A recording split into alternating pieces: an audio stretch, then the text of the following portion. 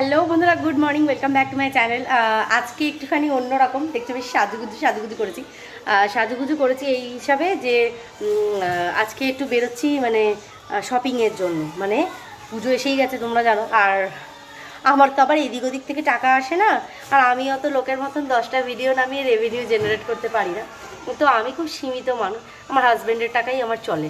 তো স্যার নিয়ে যাবেন বলেছেন, তো যার জন্য আমি রেডি হয়ে গেছি। দেখো এই যে রেডি, ঠিক আছে, রেডি হয়ে গেছি, ছেলেরাও রেডি।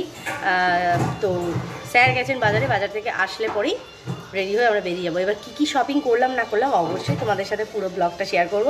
তো সঙ্গে থাকো আর দেখতে থাকো।